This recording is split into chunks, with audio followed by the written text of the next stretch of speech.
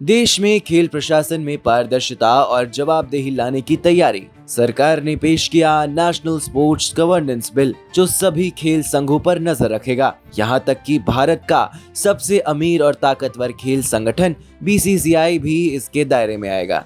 Sports governance bill के लिए कई बार प्रयास करा गया, भूतकाल में भी प्रयास हुआ और अभी वर्तमान समय में मोदी जी ने अच्छी बात कही है कि हमें इंटरनेशनल स्टैंडर्ड का वर्ल्ड क्लास बेस्ट एक्सीलेंस के साथ हमारी तैयारी होनी चाहिए। और जब आने वाले दिनों में भारत ओलंपिक्स के लिए बिड करने जा रहे हैं, वैसी स्थिति में भारत में स्पोर्ट्स इकोसिस्टम रोबस्ट हो, दुरुस्त हो, पारदर्शी हो, अकाउंटेबिलिटी वाली हो, उस दिशा के प्रयास का ये महत्वपूर्ण कदम है। और जब ओलंपिक्स की बात आती है, स्पोर्ट्स की बात आती है, तब इंटरनेशनल सेक्टर भी उसके साथ जुड़ जाता है, ओलंपिक काउंसिल भी उसके साथ जुड़ जाती है। ओलंपिक चार्टर के मुताबिक देश में भी हमारी रीति नीति कार्यप्रणाली बने, ये बहुत आवश्यक होता है और इसलिए ओलंपिक चार्टर को अलाइन करना वो भी हमारे लिए जरूरी होता है। और उसके लिए भूतकाल में भी कई बार प्रयास करा, लेकिन सफल नहीं हुए। हाल ही में कुश्ती संघ में खिलाड़ियों ने यौन उत्पीड़न और मनमानी के आरोप लगाए। फुटबॉल फेडरेशन पर प्रशासनिक गड़बड़ियों के चलते फीफा ने सस्पेंशन तक लगा दिया था और क्रिकेट में भी बीसीसीआई के अंदर हितों के टकराव और चयन प्रक्रिया पर सवाल उठते रहे हैं। इन्हीं घटनाओं ने सरकार को खेलों के प्रशासनिक ढांचे में बदलाव की जरूरत का एहसास कराया और इसी के तहत नेशनल स्पोर्ट्स गवर्नेंस बिल सामने आया। काफ़ी बेनिफिशियल रहेगा। आई थिंक अगर आप स्पोर्ट्स बिल पढ़ें तो इसमें काफ़ी सारी चीज़ें जो हैं गुड गवर्नेंस के फ्रेमवर्क की तरफ काम करने के लिए करी गई हैं।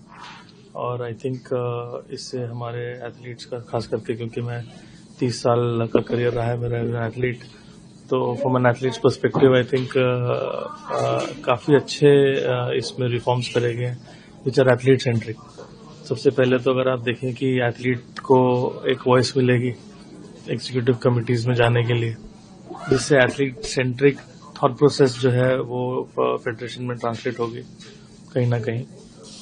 दूसरा जो है आपका जो स्पोर्ट्स ट्राइब्यूनल है, जितने भी विवाद हैं फेडरेशन की वजह से जो एथलीट सफ़र करते हैं या फिर एथलीट्स को लेके जो फेडरेशन की तरफ जो विवाद है, वो सारे वेरी इजीली एड्रेस हो पाएंगे, क्योंकि हर किसी एथलीट को कोर्ट जाने की जरूरत नहीं पड़ेगी या पैसा खर्चा करने की जरूरत नहीं पड़ेगी या किसी भी फेडरेशन को लाखों रुपया कोर्ट केसेस में खर्चा करने की जरूरत नहीं पड़ेगी, क्योंकि एक स्पोर्ट्स ट्राइब्यूनल में जा सकते हैं जहां पे उनके विवादों का समाधान मिलेगा। और कई सारे ऐसे मैंने देखे हैं विवाद ऐसे हैं कि अक्रॉस द टेबल बैठ के सुलझाने वाले हैं, इतनी डिटेल्ड मसले नहीं है। बट आई थिंक ये फास्ट ट्रैक हो पाएगा और बहुत ही अच्छा होगा, क्योंकि अल्टीमेटली एथलीट सफ़र करता है और इस बिल में उसके लिए बहुत अच्छा प्रावधान किया गया है। ये बहुत खुशी की बात है कि नियर अबाउट 25 साल के बाद स्पोर्ट्स के ऊपर पॉलिसी नीति आ रही है, जो खेलो भारत नीति के माध्यम से पूरे देश में जानी जाएगी। और उसके लिए अभी मैं काफ़ी कुछ नहीं बोल सकती, क्योंकि पार्लियामेंट में आदरणीय हमारे मंत्री मनसुख मांडविया इसे पेश करेंगे और काफ़ी अच्छी सुविधाएं, अच्छी नीतियां इस बिल में चल के आने वाली हमें दिखेगी, कि जो स्पोर्ट्स सेक्टर को आगे बढ़ावा देगी, स्पोर्ट्स इंफ्रास्ट्रक्चर को आगे बढ़ावा देगी। और जो सपना हमारा 2036 ओलंपिक का है, तो उस वक्त हमारा विजन कैसे रहेगा, हमारे देश में खेल को आगे बढ़ाने के लिए जो नीतियां हमें अपनानी है, वो सभी नीतियां अपना के खेल को हम पूरा आगे बढ़ाने की कोशिश इस नीति के माध्यम से कर रहे हैं।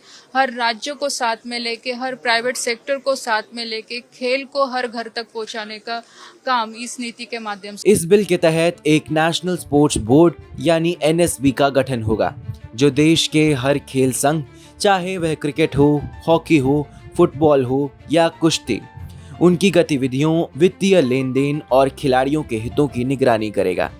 सबसे अहम बात, बीसीसीआई जो अब तक खुद को स्वायत्त संस्था मानकर सरकारी हस्तक्षेप से बचता रहा, वह भी इस दायरे में शामिल होगा। क्रिकेट में अरबों का कारोबार होता है। इंडियन प्रीमियर लीग यानी आईपीएल से हर साल हजारों लोगों की कमाई होती है। ऐसे में इस खेल के संचालन पर पारदर्शिता की मांग लंबे समय से उठ रही थी। एनएसबी के पास यह अधिकार होगा कि वह किसी भी खेल संघ से सालाना ऑडिट रिपोर्ट मंगवा सके, नियमों की समीक्षा कर सके और अगर भ्रष्टाचार या अनियमितता मिले तो कार्रवाई भी कर सके। सरकार का दावा है कि इस बिल से खिलाड़ियों को समय पर वेतन और सुविधाएं मिलेंगी, कोचिंग, इंफ्रास्ट्रक्चर और ट्रेनिंग में सुधार होगा और सबसे अहम, खिलाड़ियों का ध्यान विवादों से हटकर सिर्फ खेल पर रहेगा।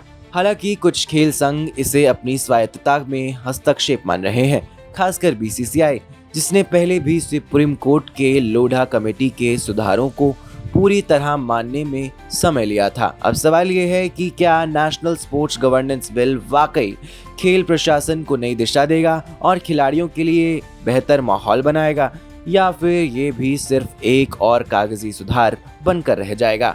Bureau report, ppm times.